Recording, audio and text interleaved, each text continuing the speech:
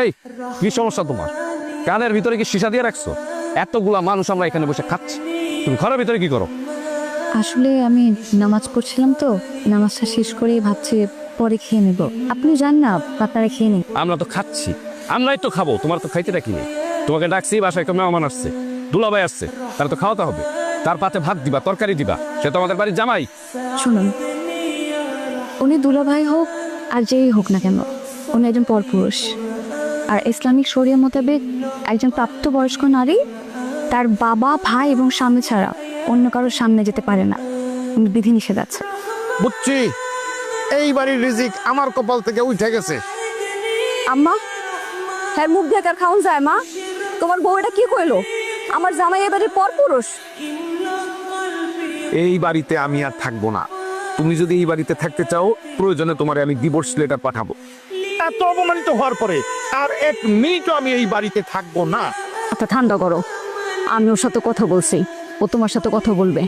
আর শত হইলো ওই বাড়ির নতুন ছোট বউ। আসসালামু আলাইকুম দুলাভাই। ওয়ালাইকুম আসসালাম।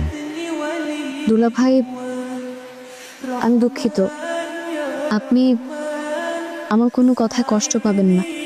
আসলে আমি পর্দাশীল হয়ে চলতে পছন্দ করি। আর ইসলামিক শরিয়া মোতাবেক একজন নারীর কিছু মাহারাম আছে। আর আপনি কি চান না আপনার ছোট বোন সে যেন জান্নাতবাসী হয়, সে যেন জাহান্নামের আগুন থেকে বাঁচে?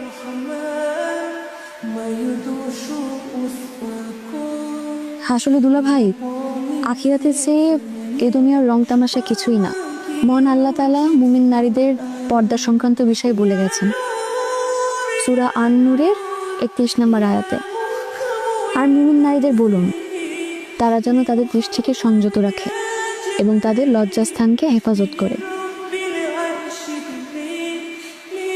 তারা যেন সাধারণত যা প্রকাশ পায় তার চেয়ে বেশি সৌন্দর্য প্রকাশ না করে। তাছাড়াও রাসূল সাল্লাল্লাহু আলাইহি ওয়াসাল্লাম বলে গেছেন, নন মাহরাম শ্বশুরবাড়ির আত্মীয়দের সাথে একান্তে থাকা মৃত্যু সময়।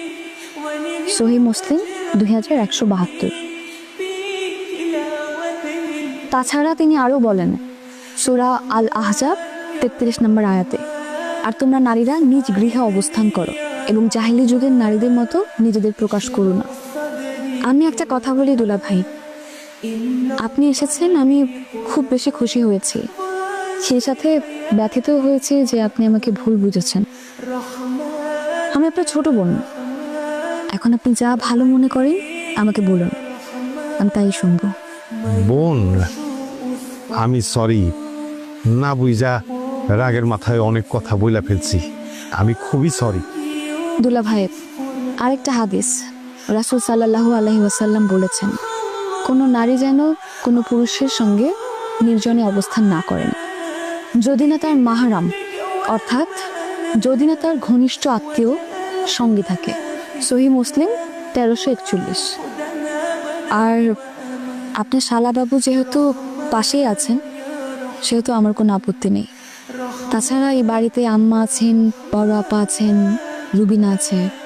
আপনার কোনো অসুবিধা হলে আমাকে জানাবেন, আমি আপনার ছোট বোন হিসেবে যথাসাধ্য চেষ্টা করব। বাহ বাহ, মাশাআল্লাহ। শালা বাবু, তুমি তো একদম জান্নাতি বউ পাইছো। Likey